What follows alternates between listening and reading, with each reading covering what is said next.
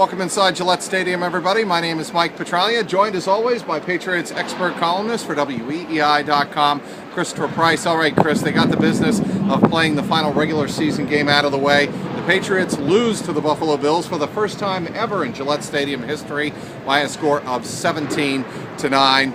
Patriots lose at home for the first time to an AFC opponent in the regular season since 2008. A lot of streaks come to an end here, but really what mattered was the Patriots trying to get out of this game mostly healthy, and I think they accomplished that with the exception of starting a left tackle, Nate Solder. He did leave late in the first half with what the Patriots were calling a knee injury. He did not return. We'll have to wait and see how serious that injury is. But some of your biggest takeaways from a game that did not mean a single thing in the playoff seedings going forward. I think there were a couple of things to take away as it related to the middle of that roster.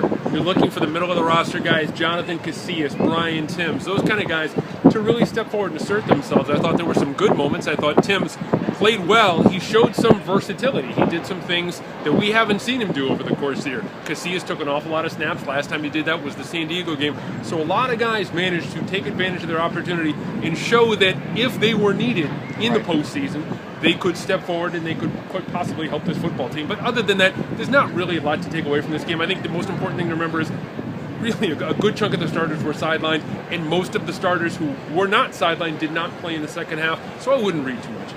Okay, Rob Gronkowski, Julian Edelman among the stars on offense that did not play. But just as importantly, I thought, Chris, Sebastian Vollmer was inactive, and obviously Dan Connolly has been dealing with a neck injury for the last couple of weeks. Neither of those players were active. And on the defensive side of the ball, Brandon Browner was inactive, as was Dante Hightower. So, as you mentioned, a lot of regulars were inactive for this game.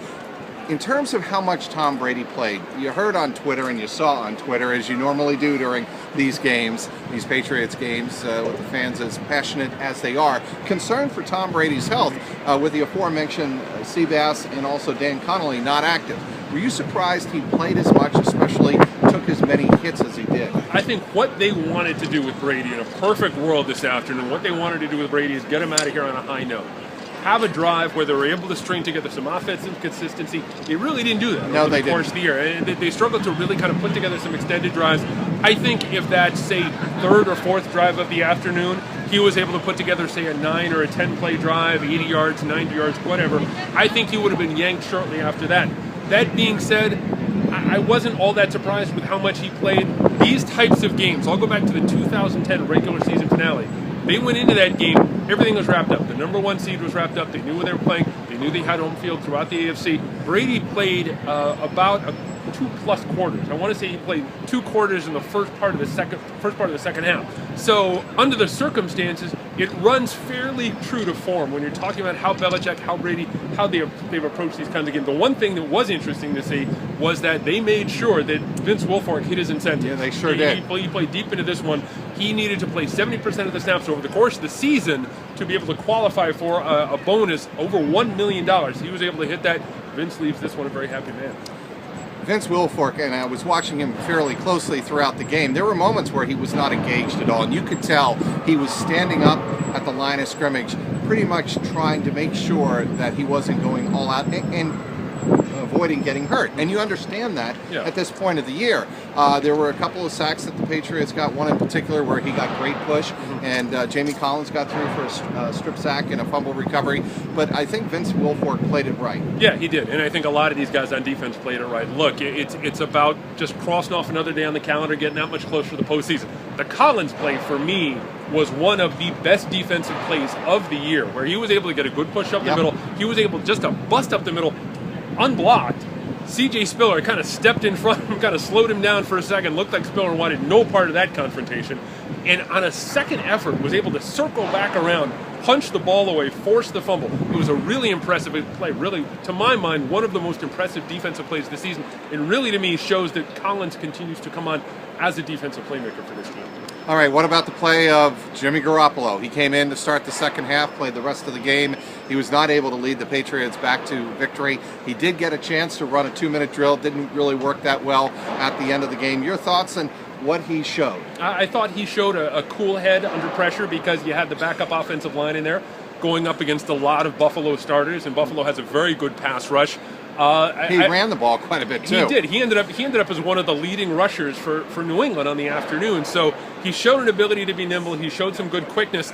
And the quote that sticks out for me from this game, maybe the singular defining quote from this game, was the fact that who was it? Brian Timms in the locker room after the game said that Jimmy Garoppolo is cold-blooded, man. Jimmy's going to be good. That was quite an impressive level of play for the young man. So I thought he did well under the circumstances. Again, I wouldn't take too much away from it, but he's another one of those guys who got a chance to play significant snaps in a regular season game, meaningful regular season snaps, and I thought he did well with the opportunity. I had a chance to follow up that bit of journalism with you and Brian Timms, and ask Brian Timms in the scrum what it would be like in terms of going forward in the playoffs, and if he thinks these snaps could be valuable going forward. And he says, I don't know, bro, I've never been in the playoffs except for Madden 15. I thought that showed a lot of his personality as well. Very relaxed. Brian Timms is one of those guys you just love talking to after a win, or in this case, pretty much a meaningless loss to the Buffalo Bills. We should point out that after the game, Bill Belichick did not talk. He was with the trainers. Patriots spokesman Stacey James said it's nothing serious, nothing to be alarmed about. He was expected to speak with reporters in a conference call later on.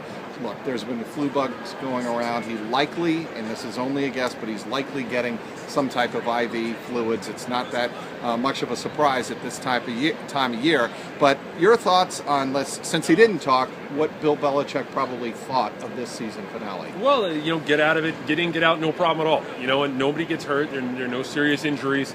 We don't know about the situation involving Nate Solder. Some of the guys, again, the back end of the roster guys, the middle of the roster guys who wouldn't necessarily get a chance to get significant regular season snaps in a December game, in a divisional contest, they were able to get out here, they were able to run around, they were able to do some things. So I think that, and I'll just channel my inner Belichick here, there were some good things, there were some bad things. You got to go back and look at the tape and move on from there and get ready for the postseason. I thought it was interesting, though, talking to some of the guys in the locker room, talking to Matthew Slater, Rob Ninkovich, Devin McCourty in the locker room, the difference between regular season play and postseason play. That's something that is going to be stressed this week. There's going to be a lot of self-scouting because they don't know who they're playing yet, but really making sure that the youngsters and the other guys who necessarily haven't played postseason football yet, like Timms, understand the gravity of what they're getting into. Postseason football is very, very different than regular season football. That's something they need to consider as a team going forward as the playoffs move. All right, the Patriots wrap up the regular season with a 17-9 loss to the Buffalo Bills. Kyle Orton and company finally getting it done as Buffalo wins their first ever game at Gillette Stadium in 13 tries. Next time we talk, it will be a playoff preview, Chris. The Patriots will have some type of availability and workout here at Gillette Stadium and at the complex before they break for their bye week, which they have well earned with a 12-4 record for the regular season. And then they'll find out after the first week of the playoffs wildcard weekend who they will be playing in the divisional round the weekend of January 10th and 11th here at Gillette Stadium. Final again, the Buffalo Bills 17, the Patriots 9. Christopher Price. I'm Mike Petraglia, inside Gillette Stadium, WEEI.com.